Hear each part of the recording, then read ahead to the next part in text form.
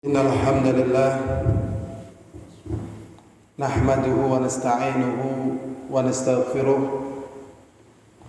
wa na'udzu billahi min shururi anfusina wa min sayyiati a'malina may yahdihillahu fala mudilla lahu wa may yudlil fala hadiya lahu. Asyhadu an la ilaha illallah wahdahu la syarika lah wa asyhadu anna Muhammadan abduhu rasuluh. Allahumma salli wa sallim ala Muhammadin wa ala alihi wa ashabihi wa man tabi'ahum bi ihsanin ila yaumiddin wa ba'd. Insyaallah dalam kesempatan kita kali ini kita akan bahas tentang udhiyah dan juga keutamaannya. Semoga pembahasan kita ini fokus sesuai dengan pembahasan yang akan kita sampaikan. Adapun tentang keutamaan 10 hari yang pertama di bulan Dzulhijjah kita akan sampaikan mungkin pada taklim yang lain. Karena kalau disampaikan di sini nanti ada tempatnya masing-masing ya. Jadi kalau mau mendengarkan rekamannya bisa lewat Telegram atau lewat YouTube juga ada. Namanya Lentera Sunnah Kebumen. Itu rekaman taklimnya ditayangkan lewat YouTube ya, biar sesuai dengan pembahasan. Ya hadirun a'azani wa a'azakumullah. Dijelaskan di sini fa inna min sya'airil Islam al-'azimah allati amarallahu biha wa hatha 'alaiha an-nabiy sallallahu alaihi wasallam al-udhiyah. Jadi termasuk daripada syariat Islam, syiar. Syiar itu artinya pakaian luar. Kalau pakaian dalam namanya dithar. Syiaran wa dithara. Syiar itu pakaian luar. Mungkin pandangan orang Indonesia syiar itu ya seperti syiar ya, penyebaran begitu. Kalau bahasa Arabnya penyebaran itu nashr. Dithar itu pakaian dalam. Tapi terjemahan Indonesia diartikan dengan undang-undang. Syiaran wa dithara. Jadi udhiyah ini termasuk syiar Islam yang agung. Wa hiya ma yudhbahu fi yaumin nahr, yaitu apa yang disembelih pada hari nahr, yang sering disebut dengan Idul Adha. Nahr itu karena ditusuk sininya ya. Yang enggak lihat ya. Ini jadi ini di leher itu kan ada audaj. Audaj itu ya tempat ini masuknya udara ke paru-paru, itu ditusuk. Itu namanya nahr. Yaumun nahr. Wa yaumut tasyrik, dan hari tasyrik. Hari tasyrik itu hari dendeng ya, setelah nyembelih. 11, 12, 13. Minal ibil, dari onta. Bahasa Arab itu banyak. Ada ibil, ada naqah, ada jamal. Ya, jadi bahasa Arab ini termasuk bahasa yang paling banyak kosakatanya, mengalahkan bahasa Inggris. Juga mungkin bisa jadi mengalahkan bahasa Jawa ya. Banyak sekali dan tidak punah ya, tidak punah. Padahal sudah lama ya, sudah lama sekali. Tidak punah. Dari ibil wal baqar, ya, sapi, wal ghanam, dan juga ghanam, kambing. taqarruban ilallahi ta'ala, semuanya dalam rangka mendekatkan diri kepada Allah. Kurbah itu artinya amalan yang untuk mendekatkan diri kepada Allah SWT. Jadi kurban itu artinya pendekatan diri kepada Allah. Tetapi dalam bahasa Indonesia kurban itu artinya korban. Wah, saya korban perasaan. Jauh ya, jauh. Jadi kurban adalah amalan untuk mendekatkan diri kepada Allah Ta'ala. Mengapa kemudian dinamakan dengan udhiyah? Nah, udhiyah ini di negeri kita ini kurang populer, kurang familiar. Kenapa dinamakan dengan udhiyah? Sumiyat bidzalika li'anna tudhbah duha ba'da salatil 'id, karena disembelih pada waktu duha setelah salat Id. Setelah salat Id. Dan batas akhir salat Id sebelum masuk waktu zuhur. Jadi batas akhir salat Id adalah sebelum masuk salat zuhur. Jadi jam 10 boleh nggak salat Id? Boleh. Jam 11 boleh. Pokoknya sebelum masuk zuhur boleh. Begitu. Ada hal yang dianggap berbeda, padahal sebenarnya sama. Salat Idul Fitri itu waktunya apa? Diakhirkan ya. Kalau Idul Adha didahulukan, gitu. Itu yang beredar di masyarakat. Padahal yang benar ya, asal jemaah udah siap sudah langsung, nggak apa-apa. Jadi nggak harus diakhirkan tatkala jamaahnya sudah kumpul. Ya, misalnya jam 6:30 udah kumpul semua nih, udah nggak apa-apa. Nggak harus nunggu sampai jam 7 pas atau 7 lebih tatkala salat Idul Fitri. Demikian juga Idul Adha. Mungkin ada pertanyaan, loh kok tadi waktunya sampai menjelang waktu zuhur? Sampai menjelang masuknya waktu zuhur ini gimana? Ya kondisi manusia itu nggak semuanya dalam keadaan apa? Normal. Mungkin habis banjir, nggak mungkin dikerjakan sholat karena airnya masih menggenang. Ternyata reda airnya.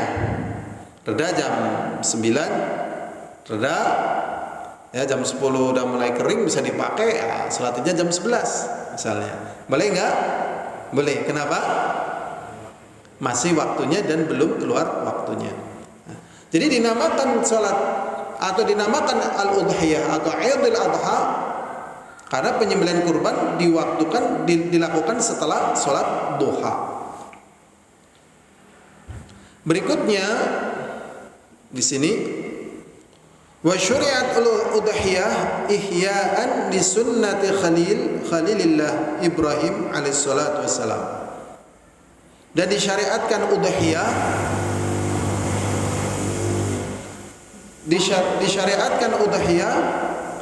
ini dalam rangka menghidupkan sunnahnya Al-Khalil Ibrahim alaihissalam. Sunnah artinya adalah apa yang pernah dilakukan oleh seseorang atau satu kaum kemudian dicontohkan untuk dipraktekkan oleh orang lain. Jadi kalau orang ikuti perilaku barat, berarti dia mengikutinya sunnahnya orang barat. Kalau dia mengikuti India misalnya, ngikuti sunnahnya India. Kalau dia mengikuti sunnahnya orang-orang yang diazab dulu, ya, seperti misalnya, udah kalau memang kamu benar, turunkan batu-batu dari langit. Nah ini namanya sunnatul awalin, yaitu sunnahnya umat-umat terdahulu yang diazab oleh Allah. Nah di sini disebutkan menyembelih kurban adalah merupakan sunnahnya Ibrahim karena yang pertama kali di sini melakukannya adalah Ibrahim alaihissalatu wassalam. Nabi Ibrahim disebut dengan Abu Tauhid, Abul Muwahhidin, bapaknya para muwahhidin, Khalilullah, kekasih Allah SWT. Jadi Ibrahim diwahyukan oleh Allah SWT ayat bahwa waladahu, tatkala diperintahkan untuk menyembelih anaknya Ismail. Thumma fadahu bikabshin, kemudian setelah rencananya mau menyembelih tadi, ya, menyembelih putranya, kemudian diganti dengan, ya, ditebus dengan kabshin, dengan kambing gibash. Jadi kambing gibash tulisannya pakai huruf kaf atau pakai huruf ghin? Kaf. Orang Indonesia bilangnya apa? Gibash. Dalam bahasa Arab tidak ada kambing gibash. Adanya apa? Kabshin. Ya. Seperti dalam bahasa Arab tidak ada gamis. Adanya apa? Komis. Jadi kemudian oleh Allah Subhanahu wa taala diganti dengan bikabshin, dengan kambing. Nanti ada pembahasan mana yang lebih utama, menyembelih kambing atau onta, atau kambing dengan sapi, ya, lebih utama mana ini nanti. Sebelum kita bahas yang lebih utama menurut Ghalas apa? Ghalas lebih utama kambing atau sapi? Kambing. Ada yang berpendapat lain? Nanti akan dibahas, ya. Jadi di sini disembelih kambing, bikabshin, dengan kambing.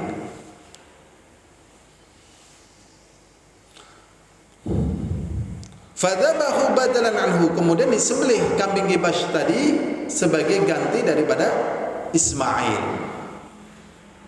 Ini kisah-kisah ini terus diingatkan sebagai, ya, sebagai kejut, ya, sebagai kejut, sebagai ilaj bagi jiwa kita masing-masing.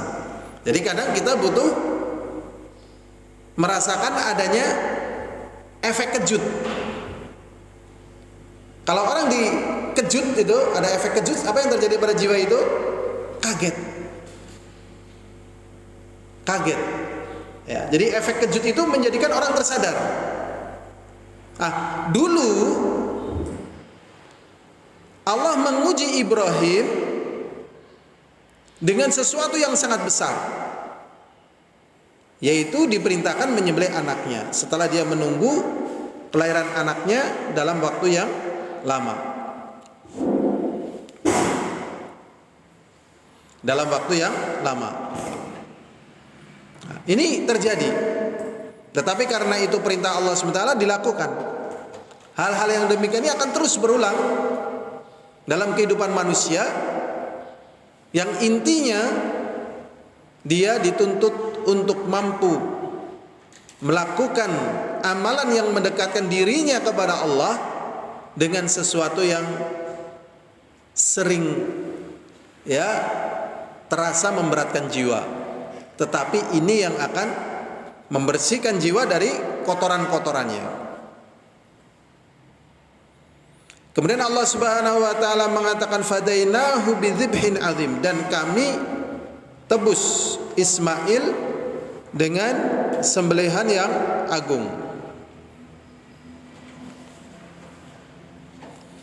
Wa syukran ala ma sakhara lana min bahimatil an'am, dan sebagai bentuk syukur kita kepada Allah atas ditundukkannya bahimatul an'am, binatang ternak.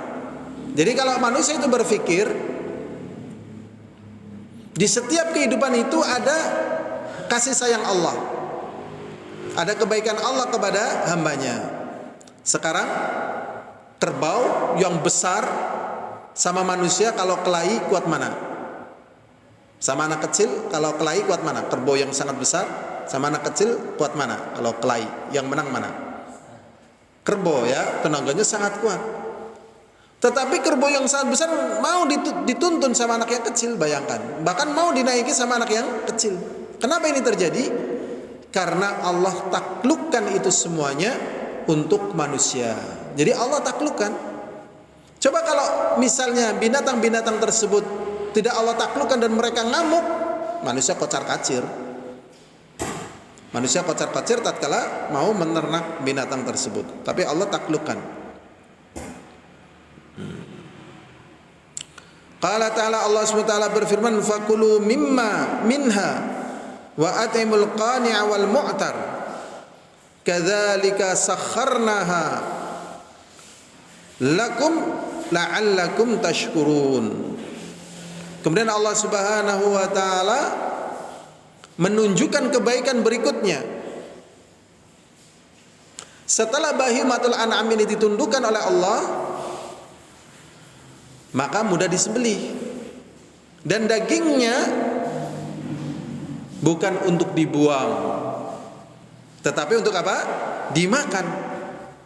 Fakulu minha, maka makanlah dari binatang kurban tadi. Wa at'imul qani'a wal mu'tar, dan berikanlah makan kepada orang yang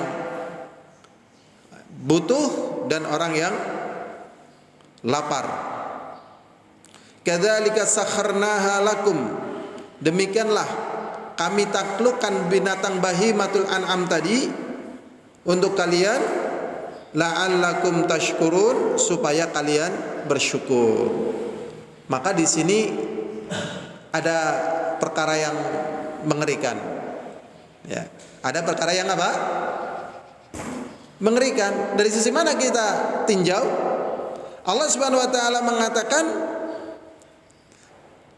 tatkala bahimatul an'am tadi ditaklukkan oleh Allah, tujuannya kalian bersyukur. Berarti di sini ada kenikmatan yang sangat besar. Dan jarang orang yang memahami ini satu kenikmatan yang sangat besar, kemudian mereka tidak mampu bersyukur. Kalau tidak mampu bersyukur, maka yang akan datang adalah kemurkaan Allah SWT.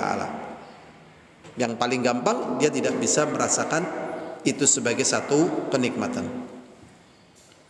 Kemudian Allah SWT mengatakan lagi, la yanalallaha luhumuha wala dima'uha walakin yanaluhu taqwa minkum. Allah SWT tidak menerima daging-dagingnya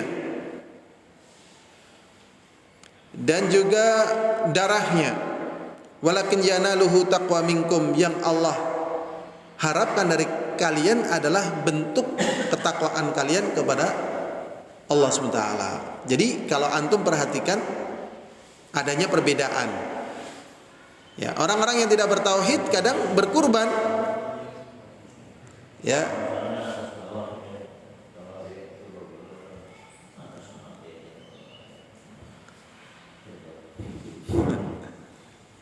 Jadi kalau misalnya berkurban untuk selain Allah, ya kadang kepalanya nggak dimakan, ya apa tidak? Kepalanya apa? Dibuang di lautan atau di pojok tanah.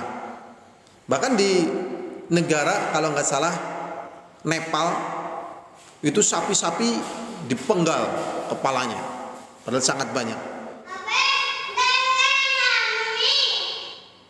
Kenapa?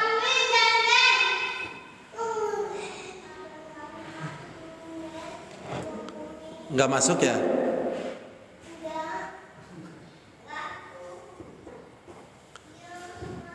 Yang ini nggak masuk ini. Tes. Apa ya?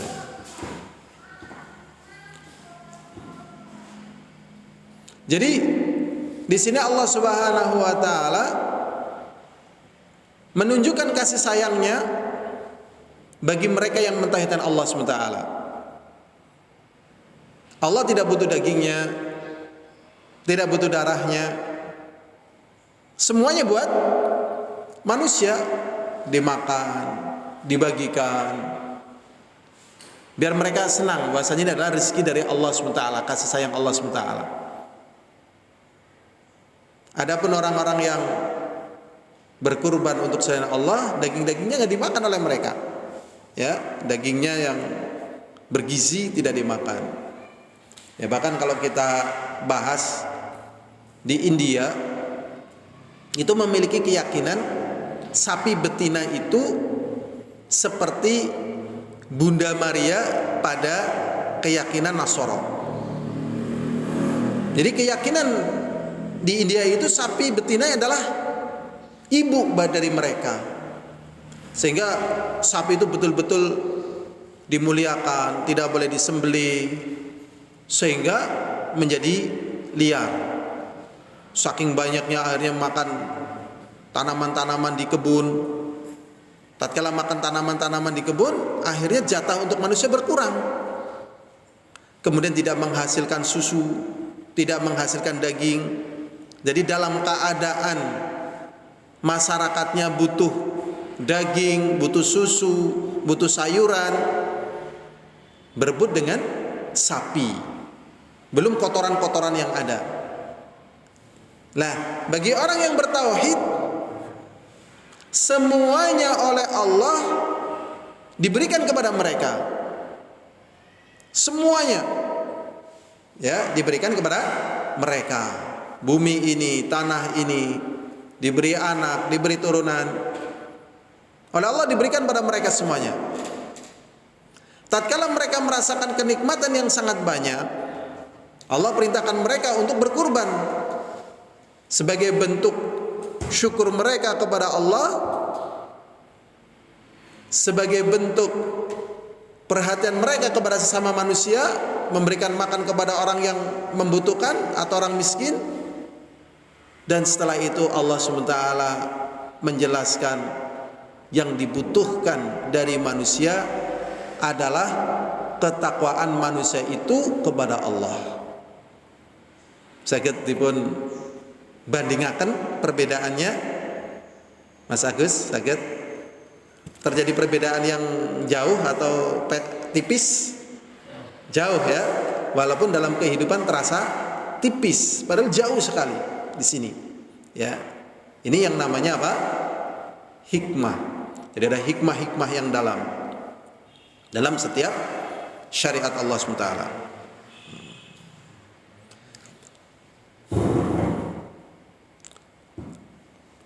Wa ajma'al muslimuna ala masyru'atiha. Seluruh kaum muslimin sepakat atas amalan udhiyah ini disyariatkan oleh Allah SWT. Mereka sepakat berdasarkan firman Allah Ta'ala, walikulli ummatin mansakan waliyadhkuru ismallahi ala ma razaqahum min bahimatil an'am. Bagi setiap umat itu ada nusuknya, ada ibadah dengan sembelihan. Tujuannya apa? Liyadhkuru ismallahi ala ma razaqahum, supaya mereka ingat nama-nama Allah ala ma razaqahum, atas apa yang Allah berikan kepada mereka dari rezeki, mim bahimatil an'am, dari binatang ternak. Binatang ternak di sini rojo koyo. Ya, rojo apa? Koyo. Rojo koyo itu ya sapi, apalagi Pak Rato? Sapi, ya, onta. Ya, kalau ayam, endok termasuk bahimatul an'am apa bukan? Bukan. Pembahasan ini penting karena apa? Sebagian orang menganggap kita boleh berkurban dengan ayam. Boleh nggak kita berkurban dengan ayam? Tidak. Kenapa tidak boleh berkurban dengan ayam? Bukan bahimatul an'am. Ya. Bahimatul an'am ini tadi yang sudah disebut di negeri kita itu namanya rojo koyo, karena itu simbol kekayaan. Kalau orang miara ayam biasa, miara endok biasa. Tapi kalau misalnya kamu miaranya apa? Sapi. Berapa sapimu? Ada 10. Apa yang ada di dalam hati orang yang mendengar perkataan itu? Wah, ini kaya ini. Kamu miara apa? Ayam. Berapa? 10 biasa. Nah, Ini binatang-binatang besar, tatkala mereka tidak dikenalkan oleh Allah SWT ini sebagai satu nikmat, mereka tidak akan mampu bersyukur kepada Allah SWT. Maka disebutkan ya, supaya mereka menyebut nama Allah dan supaya mereka bersyukur dengan apa yang Allah berikan kepada mereka dari rizki bahimatul an'am.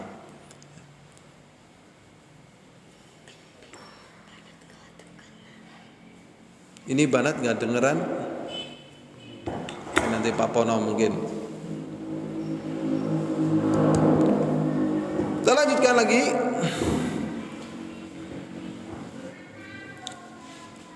Kemudian ya, wa hiya masyru'atun fi jami'il milal. Jadi menyembelih kurban ini untuk Allah ini disyariatkan pada seluruh agama, millah. Zahirnya millah samawiyah. Ya, Yahudi, Nasrani dan Islam. Ya, selain daripada 3 millah tersebut, namanya millah bumi, ard. Apa dicopot aja coba Pak? Nggak bunyi Banat ya? Banat nggak bunyi. Kalau berikutnya al-hadur azani wa azakumullah. Jadi kalau orang misalnya berkurban dengan ayam boleh apa tidak boleh? enggak nyala aja. Orang kalau berkurban dengan ayam boleh apa tidak boleh? Tidak boleh. Kenapa? Karena bukan termasuk bahimatul an'am. Dia tidak mampu kurban, tapi dia ingin beramal soleh dan adanya ayam. Kemudian dia mau menyembelih, boleh apa tidak boleh? Boleh. Tapi sembelihannya itu nilainya adalah apa? Sedekah. Nilainya apa? Sedekah. Jadi bukan kurban tapi apa? Sedekah. Ya. Sedekah pahalanya besar. Ya, sedekah pahalanya besar. Misalnya kita sedekah 1.000 rupiah,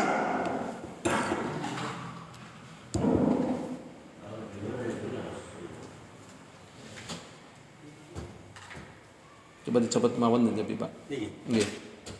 Jadi kalau misalnya kita korban, kalau ini jelas kayak gini, tapi sana katanya mic-nya nggak masuk. Sambil dibetulin, kita sambil taklim aja ya, biar materinya sampai.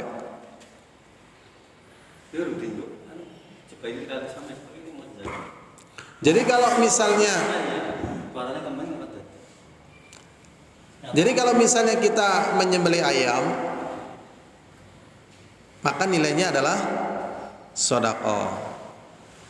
Ya, misalnya kita berikan kepada masyarakat atau ke keluarga kita, itu juga sedekah. Kalau kita ikhlasannya udahlah, nggak bisa kurban nyembelih ayam misalnya, sedekah. Sedekah pahalanya besar. Ya, 10 sampai 700 kali lipat. Misalnya orang sedekah 10.000 ya kali 10 nilainya berapa? 10.000 kali 10 100.000. Kalau kali 700 10.000 kali 700 berapa?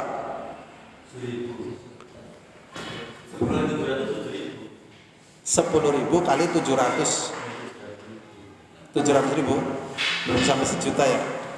Nah, begitu ya, banyak sekali. Apalagi kalau dengan hasil pekerjaan yang baik, dengan ikhlas.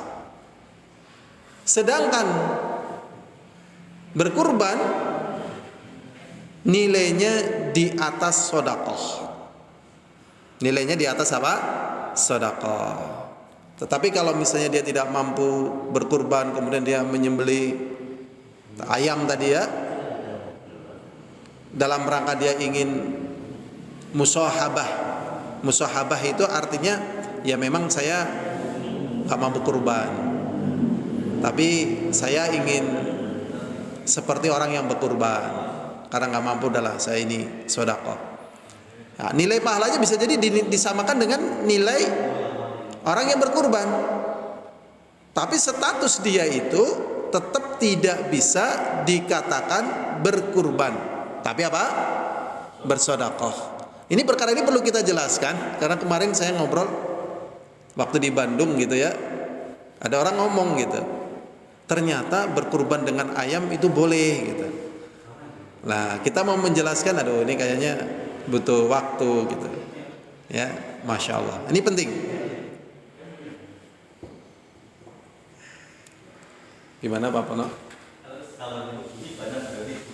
Nggih cobi Pak, nggih. Tafadhol, ada yang sambil ngurusin kita taklim. Berikutnya hadirin azani wa azakumullah. Ini permasalahan kurban memang ada khilafnya. Ya.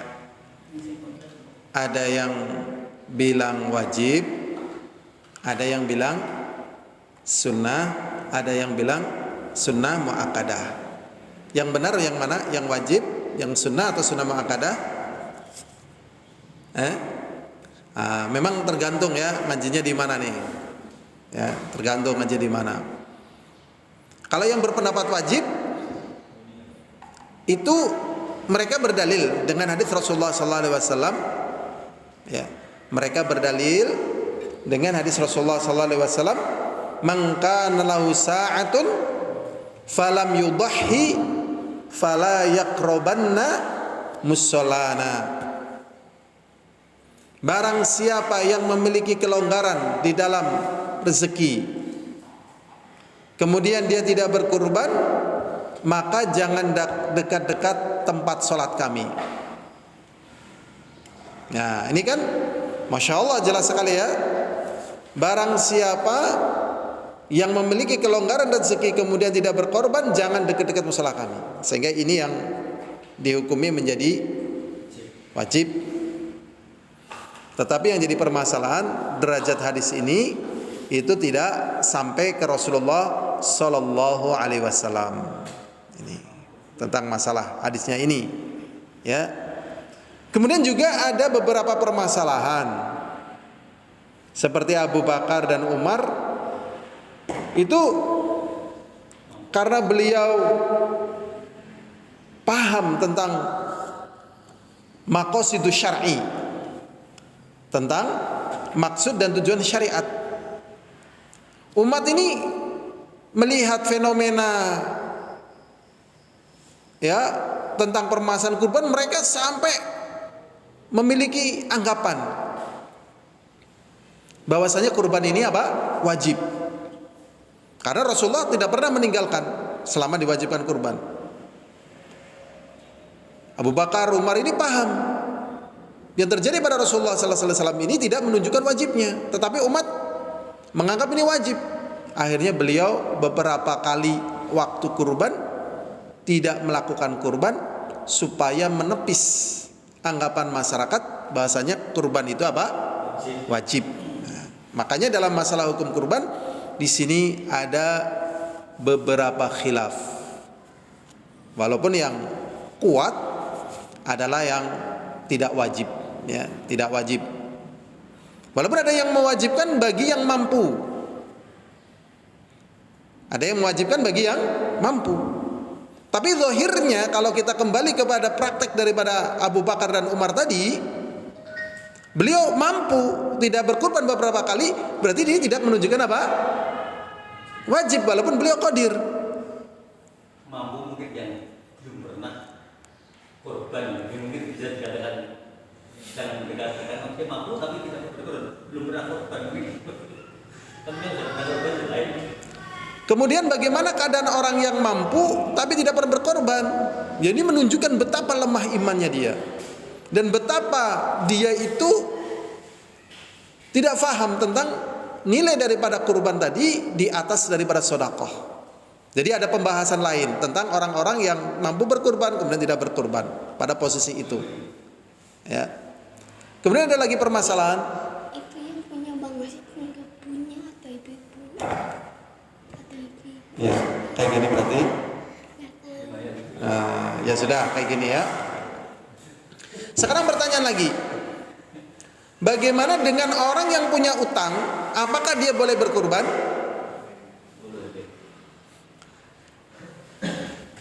Kembali lagi dalam permasalahan ini sudut pandang lagi. Ya, sudut pandang. Lah, sudut pandang ini yang disebut dengan wajhu istidlal. Memang dalam satu riwayat, orang yang punya hutang nggak boleh berkurban. Kenapa? Kurban hukumnya apa? Bayar hutang hukumnya apa? Wajib. Misalnya ada orang mati syahid nih, ternyata dia punya tanggungan utang, bisa masuk surga apa tidak? Tidak bisa, sampai utangnya dibayar. Bayangkan mati syahid, kemudian punya utang, belum bisa hutang, tertunda masuk surganya. Berarti kalau orang punya utang jangan kurban, bahasa syariatnya begitu. Kemudian di benak kita saat ini, di masa kita saat ini, apa anak wong zaman siki orang de utang, wong negara ben de utang. Akhirnya diklasifikasi oleh para ulama, kalau memang dia punya kesempatan atau keyakinan untuk nyarutang utangnya dan dia memiliki kemampuan untuk berkurban, maka dia berkurban. Kowe mbok duwe utang, iya. Dening kurban, ya wong aku insyaallah bisa nyarutang esuk lah. Ki anu utangnya juga ora patia mendesak. Ora patia apa? Mendesak. Jadi dilihat jenis utangnya. Ya, dilihat dari jenis apa? Hutangnya. Jadi pembahasan syariat ini sebenarnya kemudian meluas. Ya, akhirnya di sini kalau dibahas yang menjadi ilmu hutang. Ilmu hutang ada klasifikasinya, jenis hutang yang berbahaya, jenis hutang yang sehat, jenis hutang yang macam-macam. Nah, ini jadi lihat jenis hutangnya. Ya, kalau orang yang tanya, saya punya hutang boleh kurban enggak gitu. Berarti dia ingin berkurban dan dia ada kemampuan untuk nyarutang. Ya, kalau mau di situ tafadhol. Ya. Tapi aduh saya nggak mampu kurban lah, ini utang saya harus dibayar besok, saya tanggungan gini. Ya sudah, enggak usah. Al-hadirin a'azani wa a'azakumullah.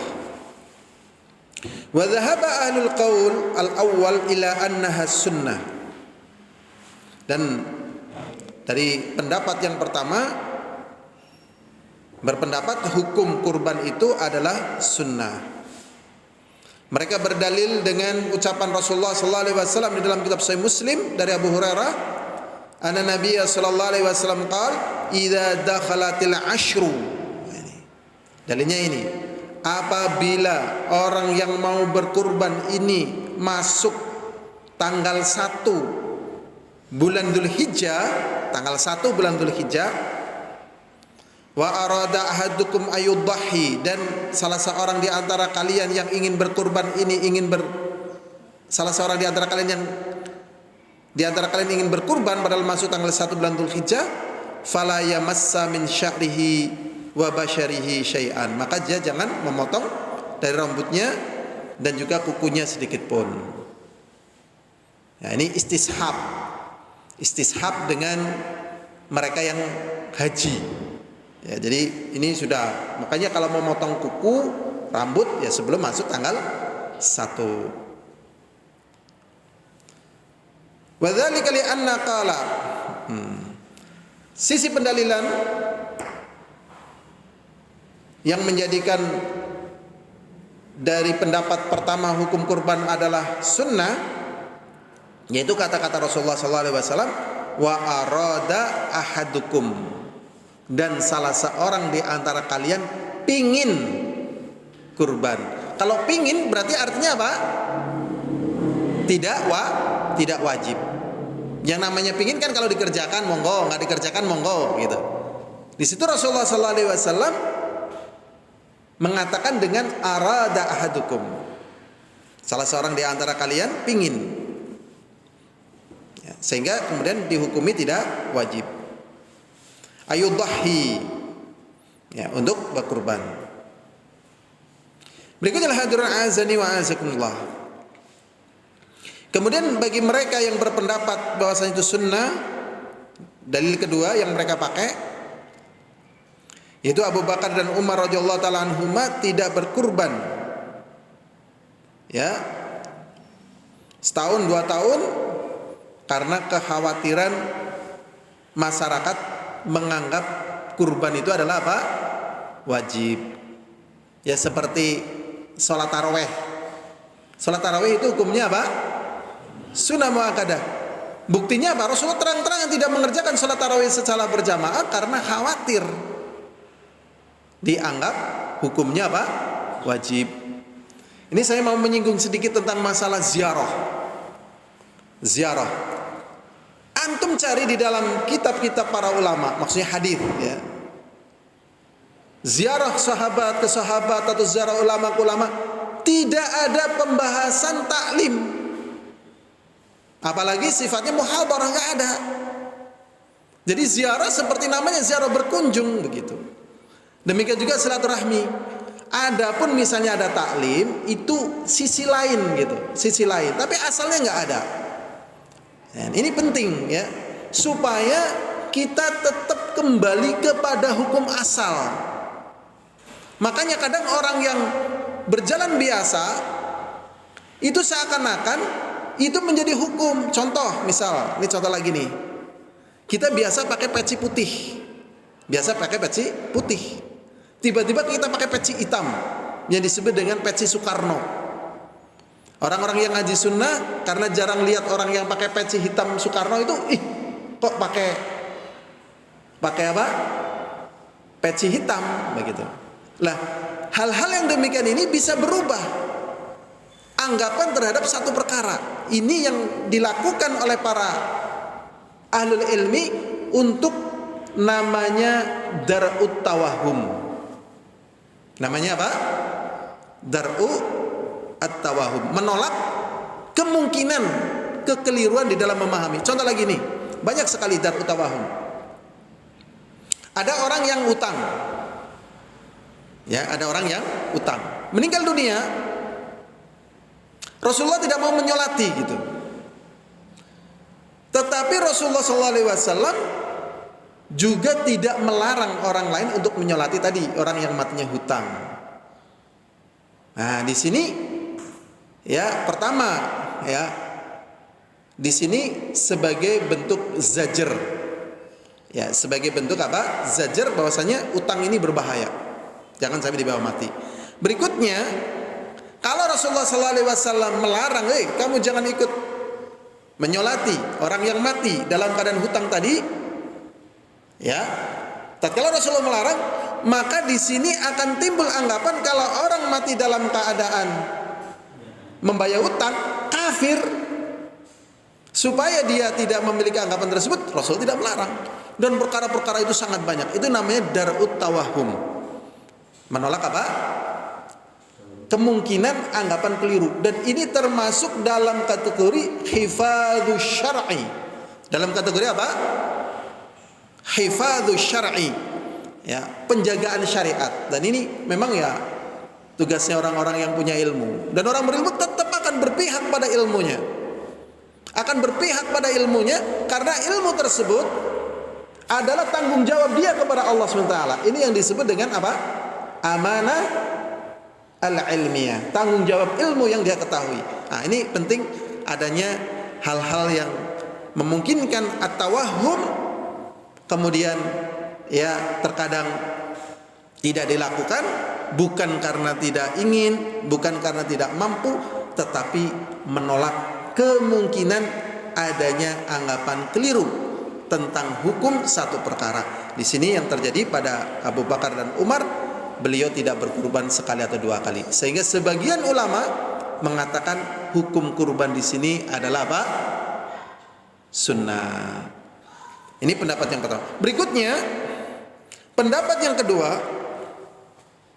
anal udhiyah wajibah wa huwa madhabu Abi Hanifah.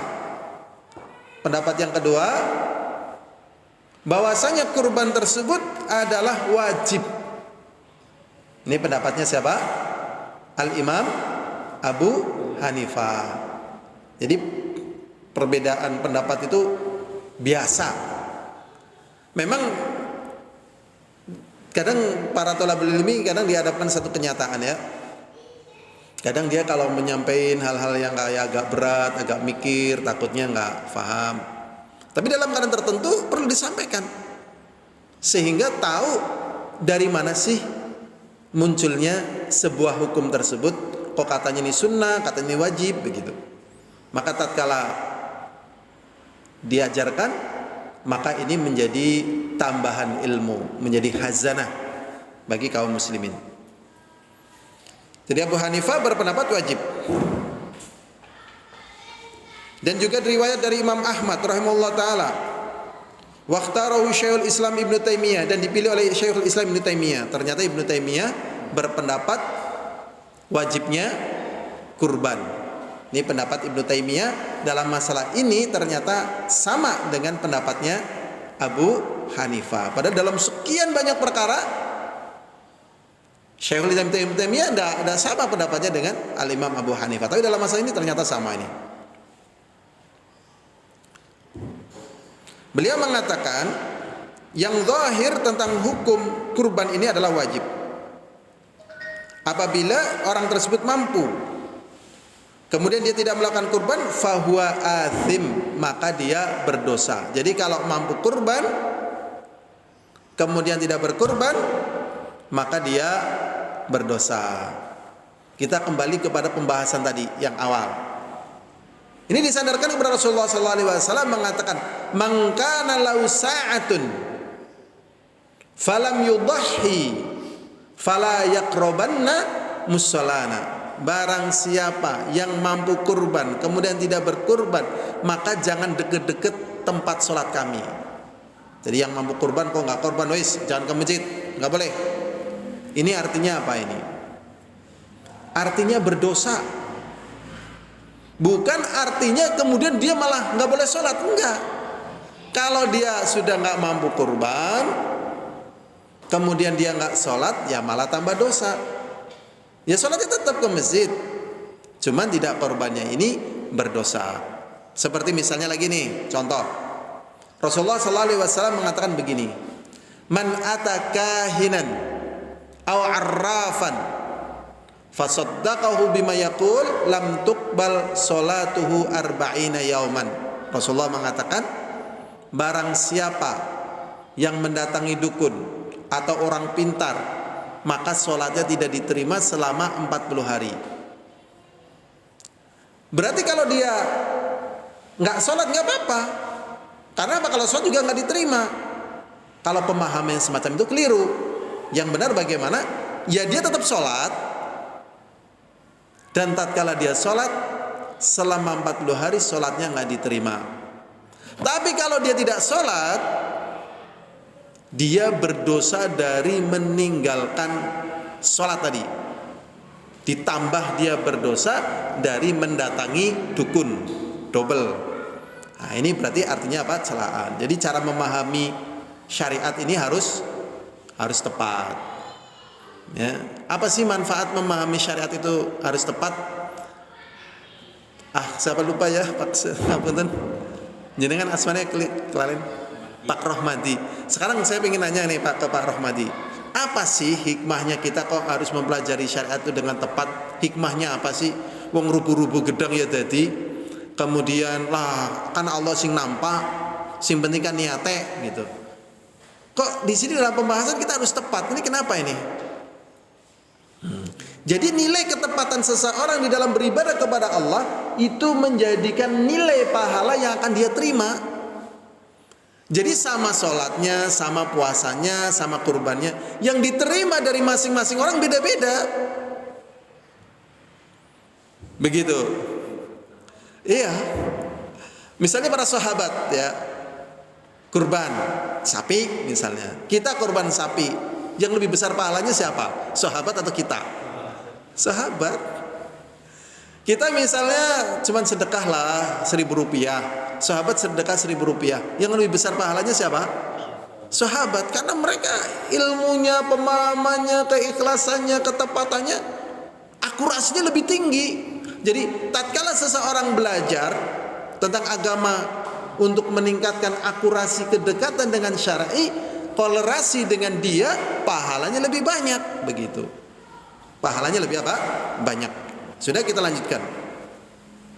Jadi ini pendapat Abu Hanifah dan Syekhul Islam Ibnu Taimiyah berpendapat wajib. bagi mereka yang mampu. Sehingga bagi mereka yang mampu kemudian tidak berkurban, dia mendapatkan dosa. Li'anna Allah dzakarha makruna bis shalah fi qouli ta'ala. Karena Allah SWT menggandengkan antara berkurban dengan salat. Yaitu firman Allah SWT, "Fasholli li rabbika wanhar."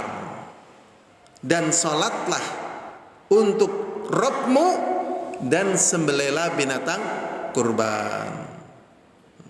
Wa fi qouli, dan juga firman Allah Ta'ala, "Qul innas salati," katakanlah sesungguhnya salatku, "wa nusuki," dan sembelih aku, "wa mahyaya wa mamati lillahi rabbil alamin." Ya, sesungguhnya salatku, sembelihanku, hidupku dan matiku untuk Allah seluruh sekalian alam. Kemudian juga berdalil bahasanya Rasulullah SAW berkurban selama 10 tahun. Ya, sehingga ya ini menjadikan pendapat bahwasanya berkurban itu ya wajib. Kalau kita lihat pendalilan seperti ini ya, sebelum kita jawab, sebenarnya yang lebih dekat ini kurban ini wajib atau sunnah ya? Kalau kita lihat dari pendalilan masing-masing. Zahirnya lebih dekat ke wajib. Ya kan, karena di sini ayat, coba bayangkan. Ayat coba. Allah SWT mengatakan fasholli li rabbika wanhar, dan salatlah kamu untuk Rabbmu dan sembelihlah binatang kurban. Sekarang saya bertanya, salat 5 waktu sunnah atau wajib? Wajib kan? Kalau orang nggak salat subuh boleh nggak? Nggak salat zuhur boleh nggak? Nggak boleh. Nggak salat asar juga nggak boleh. Nggak salat maghrib juga nggak boleh. Wajib. Dalilnya ini, fasholli li rabbika wanhar. Ternyata antara salat dengan kurban oleh Allah diapain? Digandengkan, disamakan, yaitu dengan kata wawu atof tadi, sama hukumnya. Wah, kalau lihat pendalilan seperti ini, yang kewajib ini lebih dekat. Supaya ini jangan dimutlakkan, akhirnya dibikin syarat bagi yang mampu. Berarti kalau berdalil dengan man lahu sa'atun walam yudahi fala yaqrabanna musallana, ini sisi pendalilannya kurang kuat. Tapi kalau dia berdalil dengan firman Allah, ini sangat kuat dan tidak ada yang bisa membantah. Ini ayat Allah. Ya, cuman karena adanya beberapa praktek sahabat tadi yang sengaja nggak kurban, akhirnya di sini dipahami wajib bagi yang mampu. Atau kalau mau dimutlakkan kayak gitu ya, hukumnya sunnah muakkadah. Tetapi kalau ada orang yang berpendapat wajib, ini juga tidak begitu salah. Tidak begitu salah ya, karena dalilnya kuat masalahnya. Tapi kalau ada orang yang berpendapat sunnah, coba sunnah secara mutlak loh. Secara hukum kurban apa? Ya sunnah lah. Wis tahu kurban apa urung? Ujarku kayak mampu. Iya mampu, tapi kan hukumnya sunnah. Yang namanya sunnah dikerjakan dapat pahala, ditinggalkan tidak berdosa. Walaupun saya mampu, saya nggak kurban, nggak apa-apa, kan sunnah. Orang yang berdalil seperti ini, kedekatan dengan kebenaran dekat atau jauh? Jauh sekali ya. Jadi nggak bisa ya kemudian dipahami sunnah dalam arti seperti itu, nggak bisa. Jadi bagi mereka yang mampu berusaha untuk berkurban, bagi yang tidak mampu berusaha untuk mampu, karena ini wujud penghambaan seorang hamba kepada Allah dengan dalil umum, wa may yu'azzim sya'airallah fa innaha min taqwal qulub. Barang siapa yang mengagungkan syariat agama Allah, maka ini bentuk daripada ketakwaan hati. Sampai di sini bisa dipahami tentang hukum kurban? Bisa ya? Jadi ternyata hukum kurban tidak sesederhana yang dipahami ya. Jadi di sana ada ya permasalahan-permasalahan yang akhirnya menjadikan orang itu berusaha ya untuk mendapatkan keutamaan yang paling besar di bulan Dzulhijjah, yaitu dengan menyembelih ihraqud dam ya, menyembelih binatang kurban. Hadirin azani wa azakumullah. Sekarang kita akan membahas tentang ya syarat-syarat kurban ya. Yang pertama, ini syarat kurban itu adalah binatang ternak, bahimatul an'am. Ya, dari apa? Sapi, kambing ataupun onta. Dalilnya di dalam surat Al-Hajj ayat 28. Allah SWT mengatakan liyashhadu manafi'a lahum wa yudhkaru smallahi fi ayyamin ma'lumatin ala ma razaqahum min bahimatil an'am. Tujuannya adalah supaya mereka menyaksikan manfaat-manfaat bagi mereka. Wa yudhkaru smallahi fi ayyamin ma'lumat, dan untuk mengingat agama Allah di hari-hari yang telah diketahui.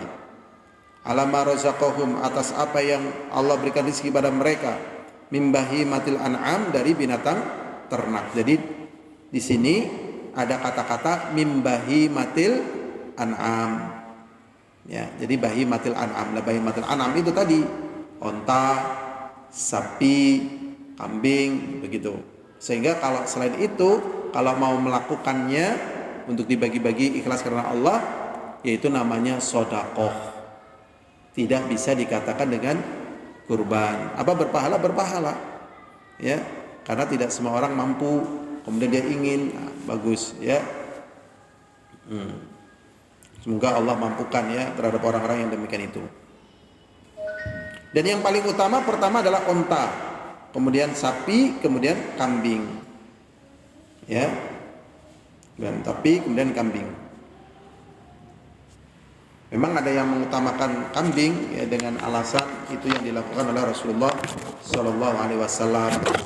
Kemudian berdalil dengan dagingnya paling enak. Ya. Adapun yang berdalil onta paling utama, binatang yang paling mahal itu kambing atau onta? Onta, ya kan, jelas. Ya. Sehingga tatkala dia berkurban dengan sesuatu yang besar lebih utama. Dalilnya wa may yu'azzim sya'airallah fa innaha min taqwal qulub. Barang siapa yang melakukan syariat agama Allah, maka itu bentuk dari ketakwaan hati. Ya. Misalnya orang ingin kurban sapi, ya, satu sapi satu orang, boleh apa tidak boleh? Boleh, bahkan ini lebih utama, satu sapi untuk satu orang. Tapi kalau tidak mampu, ya boleh berpatungan, maksimalnya sampai apa? 7. Kalau misalnya korban 3 sapi satu orang, boleh apa tidak boleh? Boleh banget ya. Nah, makanya kalau nggak salah Nabiullah Ibrahim berkurban 1000 onta. Ya, Nabi Muhammad wallahualam ya, saya pernah dengar riwayat katanya juga pernah berkurban dengan 1000 onta. Tapi zahirnya yang tepat kayaknya nih Nabi Ibrahim. Kemudian kita berpikir dari mana Nabi Ibrahim kok bisa kurban 1000 onta? Karena onta zaman dulu juga mahal. Ya, zaman dulu onta mahal. Zaman sekarang onta mahal atau murah? Tetap mahal, onta tetap mahal. Enggak di Saudi, enggak di Indonesia, mahal onta. Karena besar, dagingnya banyak. Nah, saya berpikir dari mana nih Nabi Ibrahim kok bisa berkorban 1000 onta. Akhirnya, kenapa Pak? Bukan. Ternyata begini sejarahnya ya. Kita kembali ke sejarah. Intinya kan yang menemukan sumur Zam-Zam itu siapa? Ismail, ya kan? Ismail anaknya siapa? Ibrahim. Dengan ditemukannya sumur Zam-Zam tadi, ya, akhirnya kan orang berduyun-duyun ke situ.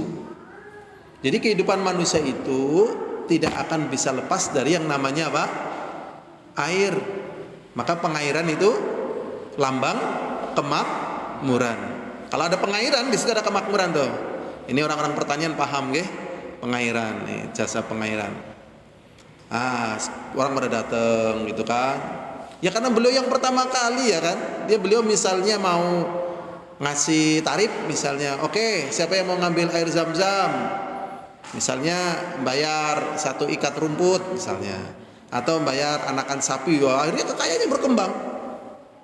Setelah kayanya berkembang dan seterusnya, akhirnya Allah mampukan dia sampai mampu berkurban dengan 1000 onta. Ya. Itu begitu bayangan saya tentang pendekatan penalaran yang terjadi pada Nabiullah Ibrahim alaihissalam. Walaupun jelas semuanya adalah rezeki.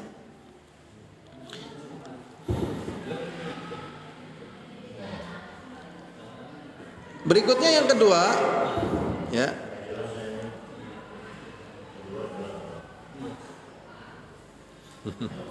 Kenyamanan suara itu menjadi bagian. Jadi sebenarnya nyamannya pakai ini, tapi katanya kalau nggak pakai ini sana nggak denger gitu.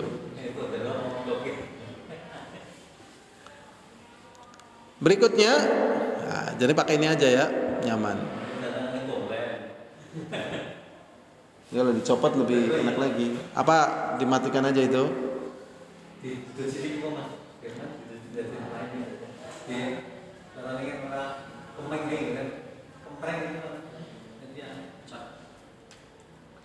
Cabut aja, coba cabut. Matikan coba man. Kita bahas lebih jelas ya.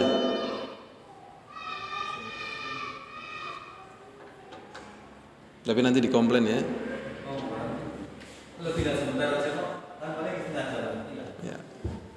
Berikutnya syarat yang kedua adalah bulughu sin al-mu'tabarah syar'an. Sampainya usia.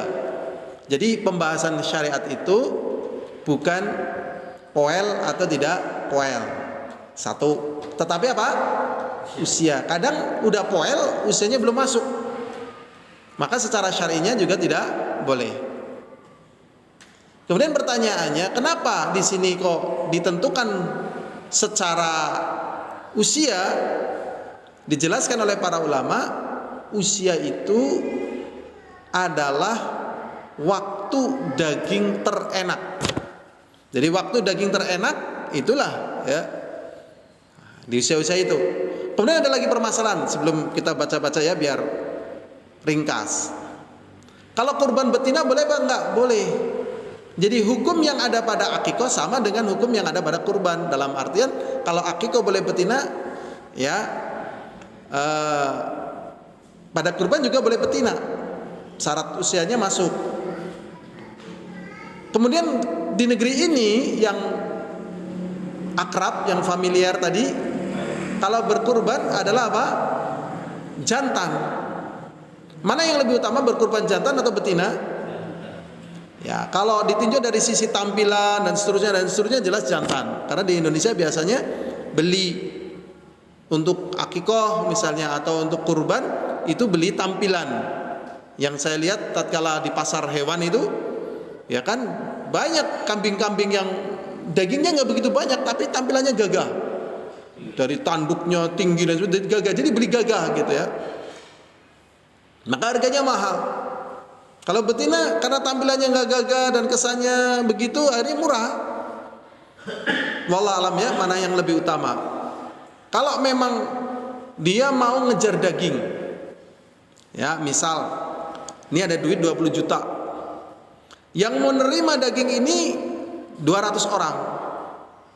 Kalau beli jantan nggak rata 200 orang itu.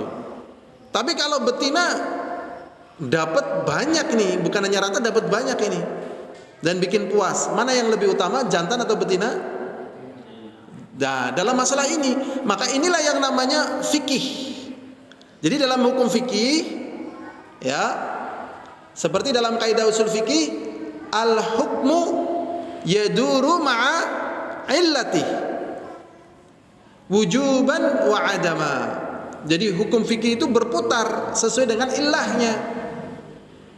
Kalau ada ilahnya maka ada hukum, kalau nggak ada ilahnya nggak ada hukum. Tadi satu keadaan. Sekarang keadaan berikutnya, banyak orang punya daging nih, ya, nggak butuh daging nih. Kita ada duit 20 juta. Kita bagusnya beli daging kurban yang jantan atau yang betina?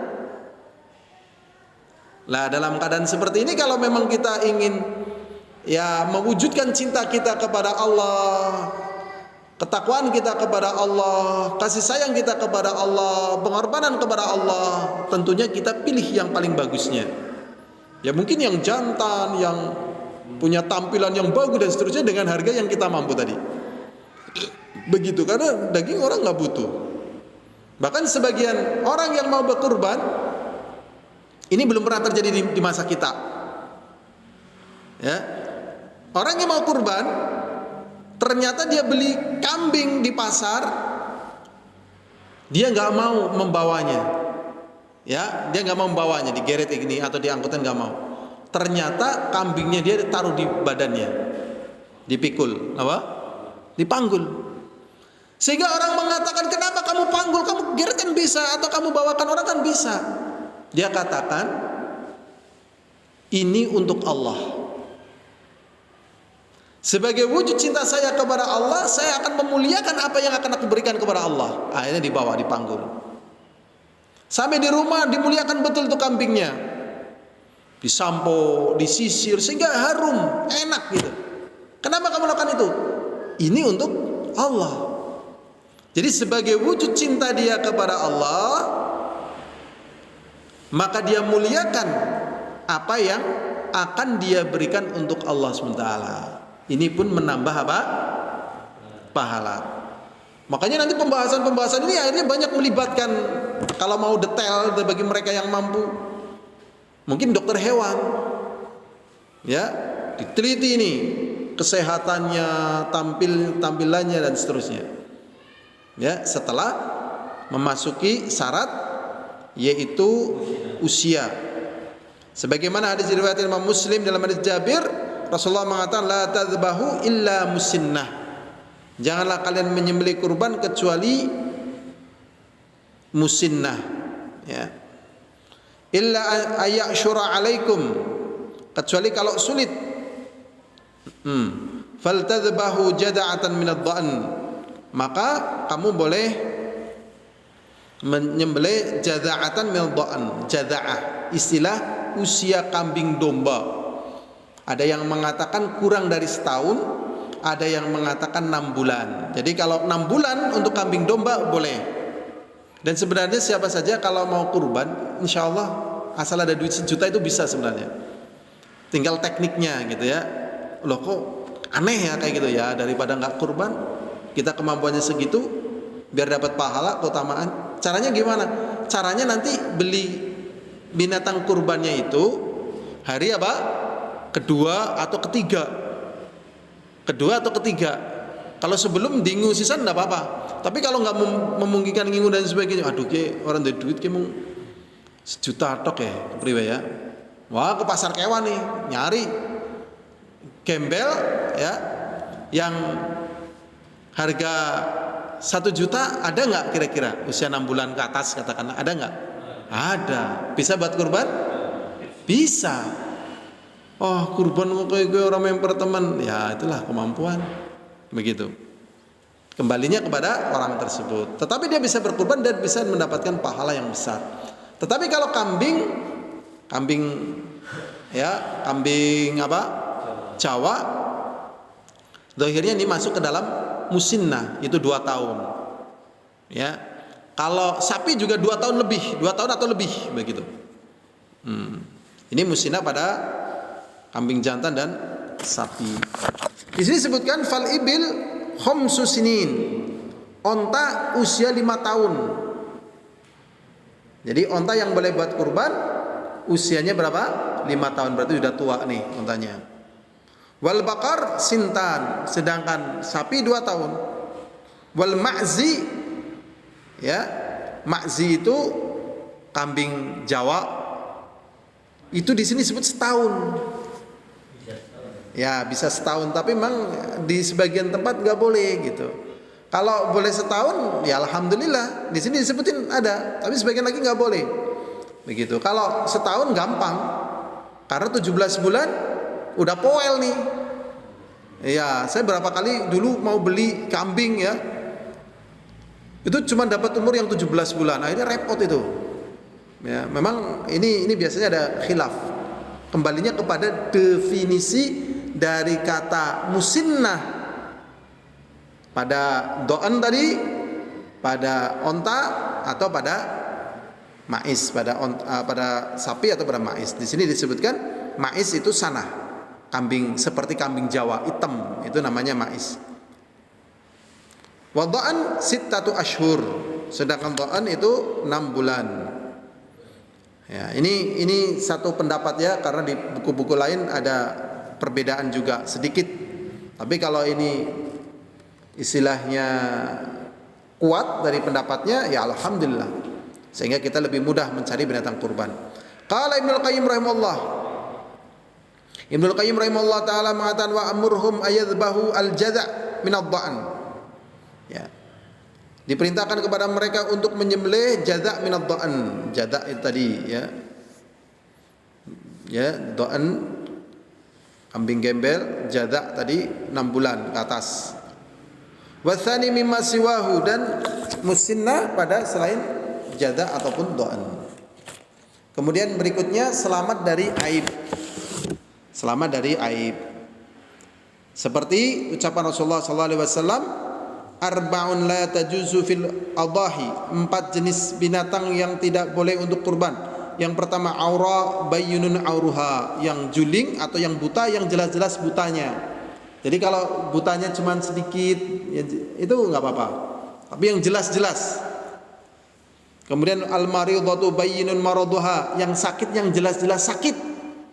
Ini kemarin ada yang nawari sapi bekas lato-lato.